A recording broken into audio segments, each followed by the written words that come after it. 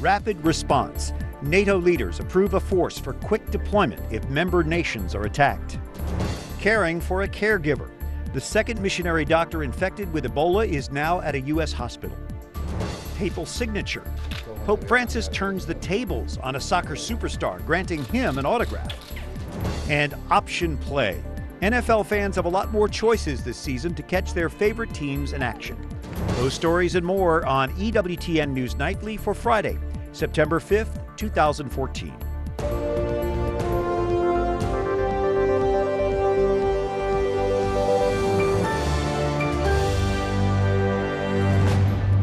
Good evening from Washington. Thanks for joining us. I'm Brian Patrick with your news now. A ceasefire between Russia and Ukraine takes hold today after nearly 5 months of conflict. The deal was struck after extensive peace talks. Both sides agreed to withdraw heavy weapons, release all prisoners, and deliver humanitarian aid to devastated cities in eastern Ukraine. The UN estimates the conflict has killed nearly 2,600 people. With the ceasefire deal, Russian President Vladimir Putin may avert a new round of sanctions from Western leaders. But Europe and the U.S. are finalizing even tougher sanctions against Moscow, and NATO leaders have approved the creation of a rapid response force in Eastern Europe to address Russian aggression. The command will be equipped to quickly mobilize if an alliance member in the region comes under attack. President Obama says these measures are necessary because there's no guarantee Russia will keep its agreements. We are hopeful, but based on past experience, also skeptical that, in fact, the separatists will follow through and the Russians will stop violating Ukraine's sovereignty and territorial integrity. So it has to be tested. Also on the agenda at the NATO Summit, as it wraps up at the alliance response to Islamic terrorists in Iraq. The U.S. is pressing its NATO allies to make plans to go after ISIS by the time the UN General Assembly meets in just 2 weeks. Meanwhile, Iraqis are pushing Islamic State militants back. Supported by U.S. air cover, Iraqi Kurdish troops say they have killed a number of ISIS militants in Mosul province. A top Republican senator wants to give President Obama more power to defeat the Islamic State. Oklahoma Senator Jim Inhofe of the Senate Armed Services Committee is circulating a resolution. It would let the president use all necessary military force to defeat ISIS. The president would need to submit his strategy to Congress within 60 days. As the international community debates how to stop ISIS militants, people of faith are now weighing in. Wyatt Goolsby reports on Catholic leaders trying to find solutions based on moral law. Brian, there are a wide range of viewpoints on the spread of Islamic extremism, but more recently, more than 50 teachers, ministers, and lay people urged the president to think about other ways to shut down the terrorists in Iraq and Syria without having to use force. Eli McCarthy will be the first to tell you the Islamic State needs to be defeated, but he says it won't happen as long as the U.S. is bombing Iraq. So you're seeing this, what we call a tit-for-tat escalation of violence. McCarthy works for the Conference of Major Superiors of Men, which serves Catholic orders and congregations. He co-authored a letter to the president urging him not to take military action to fight ISIS. He says other options are cutting off oil revenues, rethinking humanitarian aid, and boosting civilian organizations. We have evidence, we've proven evidence that these pieces have worked before against other hostile actors. So that's one reason why I think it's worth trying some of them. McCarthy cites Pope Francis, who has called war a suicide of humanity. But last month, the Holy Father said it is legitimate to use force to stop ISIS in Iraq. È lecito fermare l'aggressore ingiusto.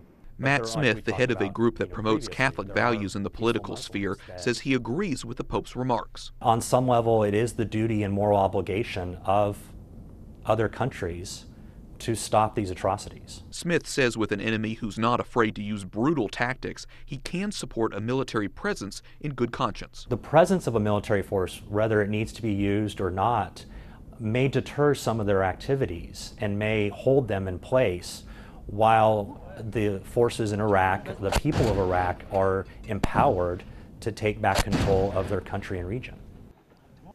While there is debate about whether military action is necessary, one common opinion we are hearing is that the U.S. should not fight ISIS alone. Nearly everyone agrees this is a widespread regional problem and should be handled with partners around the world. Brian. Thanks, Wyatt. Susan Crabtree, White House correspondent for the Washington Examiner, is back with us tonight. So the Islamic State seems to be a priority at the NATO summit. Is there a clear strategy emerging among these NATO nations?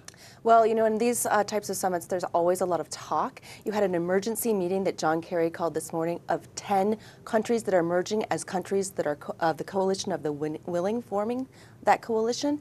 And what they did is they said it started a lot, there's a lot of coordination, talk about coordinating their intelligence activities, and also they formed a task force at the end of the meeting that would go after, try to shut down these Western fighters, these foreigners who are joining ISIS's ranks and could come back to plot terrorist attacks on our homeland and other Western countries. So the Secretary of State, John Kerry, seems to be taking a leading role in this organization.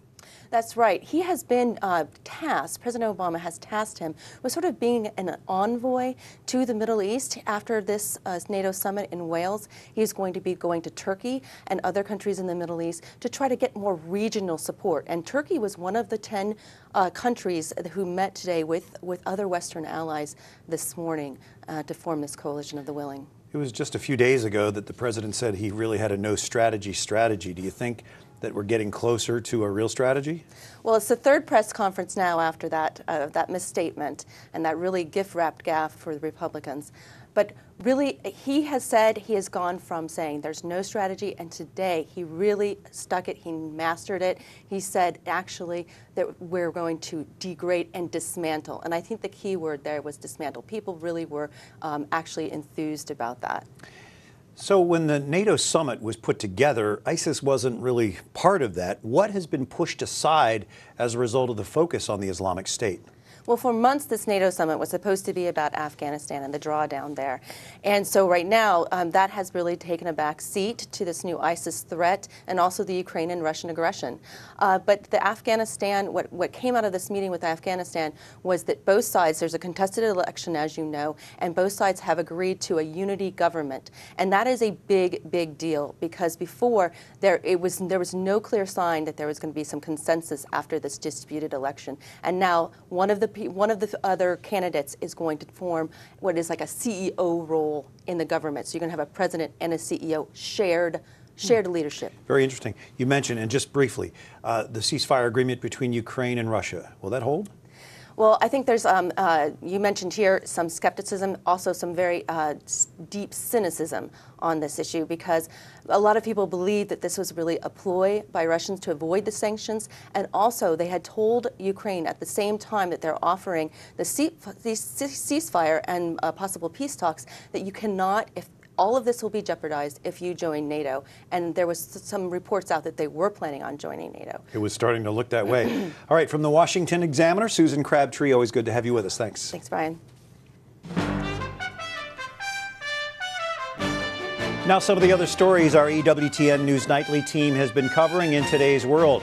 Hiring is slowing down after recent numbers suggested the economy was growing at a healthy pace. 142,000 jobs were added in August. That is the smallest gain of the year so far. It breaks a streak of 6 months with more than 200,000 jobs added each month. Hiring improved in healthcare, food services, construction, and professional services, but retail hiring fell off. New Jersey Governor Chris Christie continues his meetings with politicians and business leaders in Mexico. He says he's there to build economic and education partnerships. Christie, who is critical of President Obama's handling of security at the U.S.-Mexican border, says this is not the time to offer his own ideas. I won't have anything to say on immigration unless and until I become a candidate for President of the United States. If that happens, then I will articulate a full position on it. Christie said he and Mexico's President Enrique Peña Nieto discussed immigration issues, but they agree it is Washington's responsibility to deal with that problem. An American infected with Ebola returns to the United States. Dr. Rick Sacra is the third American health worker to contract the virus while in Liberia. Catherine Zeltner reports. Dr. Rick Sacra wasn't treating Ebola patients directly. When the deadly virus infected him, he was delivering babies at a hospital in Liberia's capital. Had a call from the doctor who put Rick on a plane to come to the United States. He said Rick is clearly sick, but that he was in very good spirits. Nancy Reipel knows a little about what he's going through. I didn't have any idea if I'd survive. I didn't have a clue. She and Dr. Kent Brantley also contracted the deadly virus while working in Liberia. They were loaded onto specially equipped planes and flown back to the United States. Sacra is being treated at the Nebraska Medical Center in Omaha, where the staff says they are ready for him, whatever his condition may be. We have several different types of personal protective equipment that also will be determined based on the patient himself and what type of symptoms he's having, what type of secretions we're concerned about, and that sort of thing. Sacra's friends and family are hoping, like Brantley and Reipel, that he too will make a full recovery. Catherine Seltner, EWTN News Nightly. The cause for sainthood of Archbishop Fulton J. Sheen may not be suspended for long. The Archdiocese of New York says it's willing to assume responsibility for Sheen's cause. The Diocese of Peoria, where Sheen was born and ordained, wanted his remains moved from St. Patrick's Cathedral in New York to his hometown of Peoria. In a statement, the New York Archdiocese says the move was not approved by the Holy See or Archbishop Sheen's family. The Peoria Diocese suspended its efforts this week. If Peoria and the Congregation for the Causes of Saints agree, New York could move forward with Venerable Sheen's cause. Pope Francis met today with the President of Panama and the leader of Andorra, one of Europe's smallest nations. The Vatican says the meeting with Panama's President, Juan Carlos Varela Rodriguez, focused on collaboration between the Church and the state. The Pope and the President talked about social problems, especially those pertaining to the young, the poor, and the most vulnerable. They also discussed the upcoming Summit of the Americas, as well as a number of international issues. The Pope then met with Antoni Marte Petit, who heads the government of the Principality of Andorra. That tiny European nation traditionally has very good relations with the Holy See. Vatican Information Service reports social themes of common interest were addressed during that papal audience. Well, the tables turned as soccer superstar Diego Maradona got an autograph from fellow Argentine Pope Francis. The 1986 World Cup champion hugged the Pope and said, "I love you." He also showed the Pope a white T-shirt with the name Francisco and the number 1. That's when Pope Francis obliged him with his autograph. Maradona is no stranger to autographs. As one of the most skilled popular soccer players in history, he signs his name for a lot of fans. The private audience between Pope Francis and the former soccer star lasted about 15 minutes. Coming up, the Boston Globe launches a new website to focus strictly on Catholic stories and issues. And at home and on the go, you'll have more options this season to watch NFL action.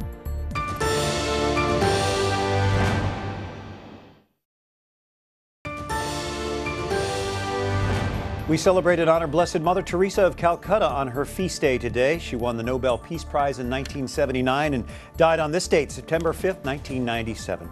Thanks for joining us on this Friday evening. I'm Brian Patrick, and this week the Boston Globe launched a new website covering news specifically about the Catholic Church. Crux explores issues of faith, Catholic lifestyle, and culture. Veteran Vatican reporter John Allen Jr. leads the team as an associate editor working with a handful of other journalists.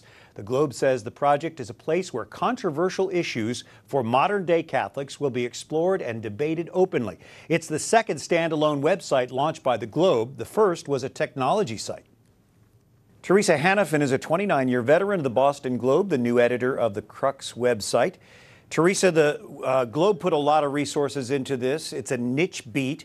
Why put the resources into this when newsrooms all across the country are cutting their budgets? Brian, what it boils down to is that Catholicism simply matters. It matters around the world. The Pope is the most influential spiritual leader on the globe, on the planet. But it's not just his influence, it's also when he speaks, people listen. You have said that this Crux will be a forum for discussions of disagreements within the church. Now, the church's hallmark is the truth. How do you balance that with the disagreements that you're going to put in here without misrepresenting the truth that the church teaches? I see no problem with Crux representing the Church's truth on a whole host of issues. But we cannot ignore the fact that there are Catholics who, while faithful and devout, disagree with the Church on some issues. And one thing that I have always admired about the Church is that it's a big tent and it welcomes everybody and tries to counsel those that disagree with it.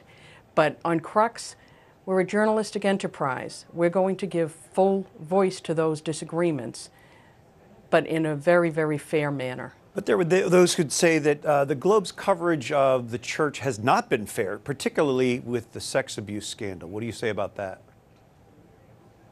Well, you know, I think that's an old story, Brian. Even Cardinal Sean O'Malley here in Boston has talked about how much the relationship between the Church and the Globe has improved. I'm not even quite sure, you know, where that came from. But I'll be honest with you, I am extremely proud of the work that the Globe did on the clergy sex abuse scandal, because it exposed horrific crimes and it also, I think, saved a lot of children who were being harmed. There, of course, are so many faithful clergy. Will their stories be told through the Crux as well? Yes. Oh, absolutely. Absolutely. And we'll have them write for Crux. It's not just Crux staff that will be writing.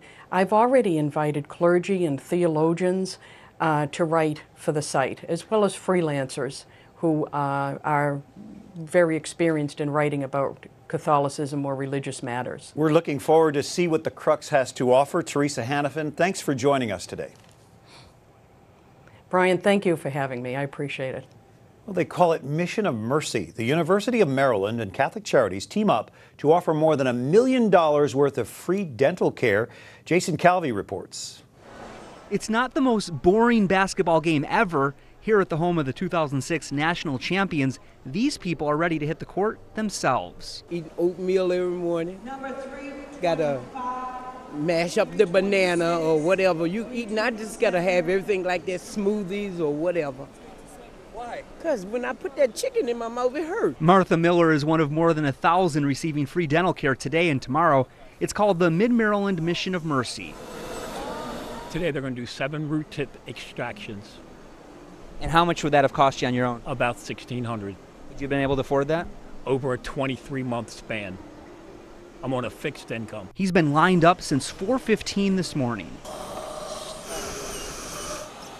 A team of 800 volunteer dentists and technicians are treating people in need. We just like to give back. This dental mission is sponsored both by the University of Maryland and Catholic Charities of the Archdiocese of Washington. People who have nowhere else to go. Isn't that what Jesus asks us to do? To be there for people with needs. And the gift of free dental care brings a smile to people like Martha. And for that, an Alleluia chorus seems just what the doctor ordered. At the University of Maryland, Jason Calvi, EWTN News Nightly. All right, thank you, Jason. Are you ready for some football? Thursday night's NFL season opener was the only game in town, but there are a lot more options going into the 2014 season. More of your favorite games will be available for free this year. Free Network TV did carry the Super Bowl champion Seahawks beating the Packers in the NFL season opener last night. Usually you have to pay for the NFL Network channel if you want to watch a Thursday night game, but this year it's a little different. Some of the games will be offered for the first time. CBS and NBC carry Thursday night football games between September 11th and October 23rd. Also this year, some of you can also expect a break in fees if you want to watch a game on the go. Verizon customers usually have to pay $5 a month to stream games. Verizon is scrapping the fee this year and offering local market games on Sunday afternoons for free as well. Also, if you can't spend 3.5 hours watching the full game, ESPN and DirecTV offers streaming options. NFL Network subscribers can watch a game condensed into roughly 30 action-packed minutes. Up next, the Pope tweets his first picture asking for prayers. And a rare find points to a giant dinosaur that dwarfs most others known to man.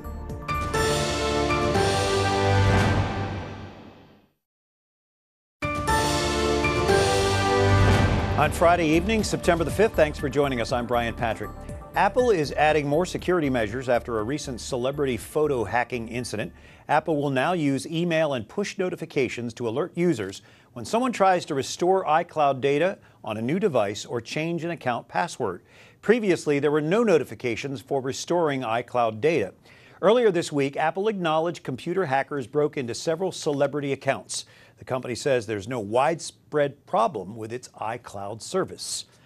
Tal Kopen covers cybersecurity for Politico. Please explain the iCloud. What is a cloud? Sure. So most of the time when we back up our data, we do it to a device, right? An external hard drive, the computer itself, and you have to be at that device to access what you put on it. Exactly. Well, what the cloud does is it sort of frees us from our device. It stores a lot of this information on a bunch of servers across the internet so that we can, from anywhere, access that data without having to be locked into a device. And that system is referred to as the cloud. So how does the data get from a device like a smartphone to the cloud? Well, one of the things that was a problem for some of these celebrities is that some of these devices have an automatic backup system. So for example, if you have an iPhone, it is automatically, every time you're on a Wi-Fi network that your phone connects to, automatically backing up some of your photos, so to what's called a photo stream. So a lot of these devices do it without us knowing, or sometimes it's just simply when we click back up, it's doing that to the cloud if we're connected to the internet and storing these backups, storing these images, documents on what's known as the cloud. So someone who has that data going to the cloud isn't thinking that someone else might look at it. It's supposed to be secure, right? How do we protect our data? Absolutely. So the problem in this case, iCloud and a number of the other cloud servers, anytime you log in, you have to use a username and password, just like anything else. The problem is passwords aren't really that great a level of security. And if someone really wants to get into your account, they know ways to do it. And so some of the things that consumers can do is, of course, the stuff we're told all the time, but we don't always do. Strong passwords, make them more complicated than just lowercase letters, add some numbers. Don't use the same one. Don't use the same one, exactly, the stuff we hear all the time. And then there's another layer over that. There's something called two-factor authentication, which, you know, they might send a text message to your phone with a second code you have to enter, just adding another hurdle for someone to have to get in so they can't just guess your security question or type in password 123 and suddenly they're in your account. I just want to get a quick take on NATO today approving cyber attacks as something they'll defend against. How significant is that? It's pretty significant. Now, Article 5, which is the portion of the NATO code that says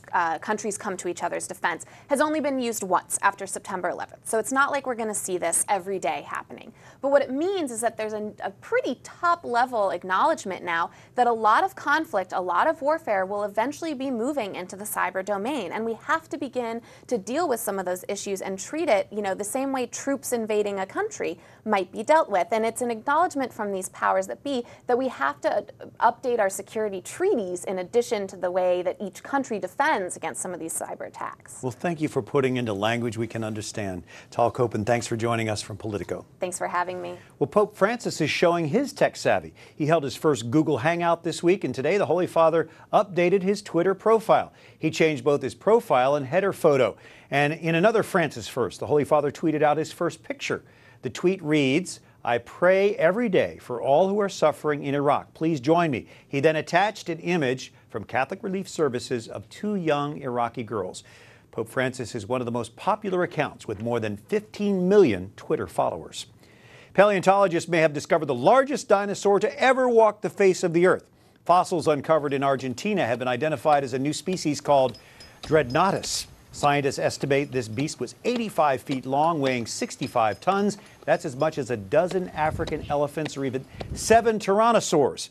Dreadnoughtus was a titanosaur, a group of long-necked sauropods that walked around on all fours all day.